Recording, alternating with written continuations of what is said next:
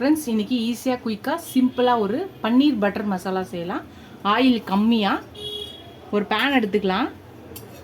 ஒரே ஒரு ஸ்பூன் எண்ணெய் ஊற்றிக்கிறேன். இதில் நீங்கள் அந்த ஒரு ஸ்பூன் கூட அவாய்ட் பண்ணிக்கலாம்.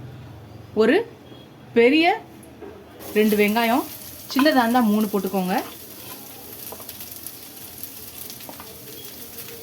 அதே மாதிரி தக்காளியும் 3,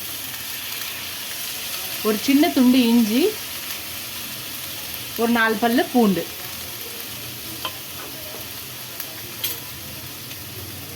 ஒரு 7-8 முந்திரி,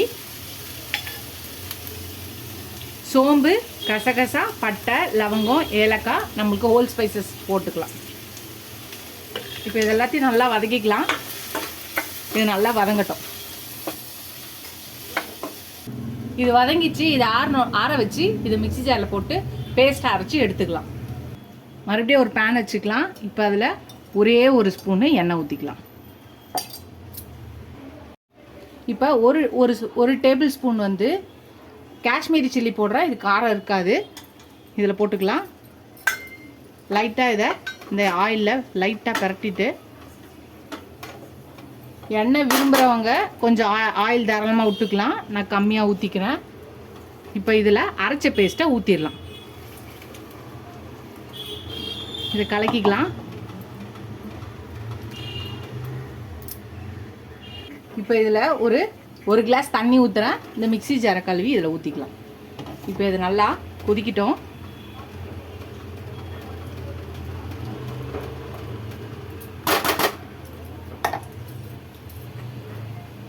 இதுக்கு தேவையான அளவு உப்பு போட்டுடலாம். இப்போ இதையும் சேர்த்து கலந்துக்கலாம். இப்போ இந்த ஸ்டேஜில் இது கொதிக்கிட்டோம். நம்ம வீட்டில் ஃப்ரெஷ் க்ரீம் இருக்காங்க, ஃப்ரெஷ் க்ரீம் யூஸ் பண்ணிக்கலாம். ஃப்ரெஷ் க்ரீம் இல்லாதவங்களுக்கு நான் ஒரு ஐடியா சொல்கிறேன் பாருங்கள். ஒரு மிக்ஸி ஜார் எடுத்துக்கோங்க. இதில் பன்னீர் இருக்கு இல்லையா, பன்னீரை நல்லா இந்த மாதிரி உதிர்த்துட்டு இந்த மிக்ஸி ஜாரில் போட்டுக்கலாம். போட்டுட்டு இதில் அரை கிளாஸ் பால் ஊற்றிக்கலாம். இப்போ இதை நல்லா பேஸ்ட்டாக அரைச்சி எடுத்துகிட்டு வந்துடலாம். அரைச்சாச்சு பாருங்கள். இந்த ஃப்ரெஷ் க்ரீமை இதில் ஊற்றிக்கலாம்.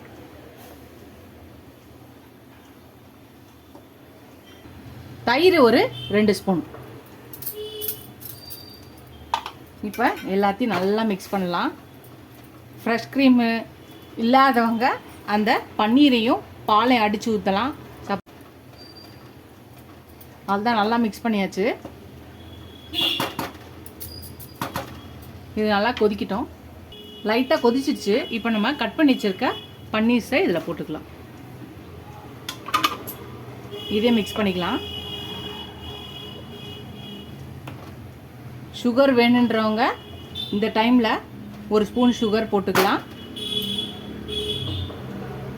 இப்போ ஒரு ஸ்பூன் வந்து கரம் மசாலா, இதே மிக்ஸ் பண்ணிக்கலாம்.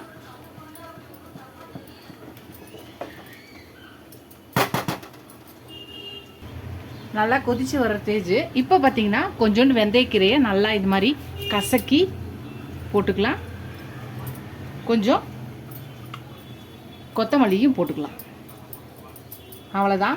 இதை நல்லா கலக்கிட்டு ஒரு 2 நிமிஷம் இது கொதிச்சா போதும். நம்மளோட பன்னீர் பட்டர் மசாலா குயிக் அண்ட் ஈஸியாக ரெடி ஆகிடும்.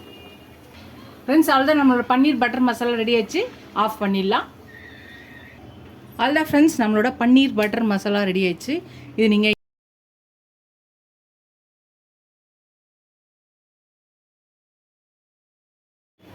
ஃப்ரெண்ட்ஸ், நம்மளோட பன்னீர் பட்டர் மசாலா ரெடி ஆயிடுச்சு. குயிக் அண்ட் ஈஸியாக ஆயில் கம்மியாக செஞ்சுருக்கோம். இன்றைக்கி நான் சப்பாத்தியோடு தான் வச்சுருக்கேன். நீங்கள் இதை சப்பாத்தி, ரொட்டி, நான், பராத்தா எதுக்கு வேணால் நீங்கள் தொட்டுக்கலாம். இட்லி, தோசை கூட நீங்கள் ரெடி பண்ணி சாப்பிட்லாம். நீங்களும் இந்த ரெசிபி ட்ரை பண்ணி பாருங்கள். ட்ரை பண்ணி பார்த்து எப்படி இருக்குன்னு சொல்லுங்கள். ஃபஸ்ட் டைம் என் சேனலுக்கு சப்ஸ்கிரைப் பண்ணிட்டு பாருங்கள். இதுவரை சப்ஸ்கிரைப் பண்ண எல்லா ஃப்ரெண்ட்ஸ்க்கு தேங்க்ஸ். இது அடுத்த ரெசிபியில் பார்க்கலாம். டாடா பாபா ஃப்ரெண்ட்ஸ்.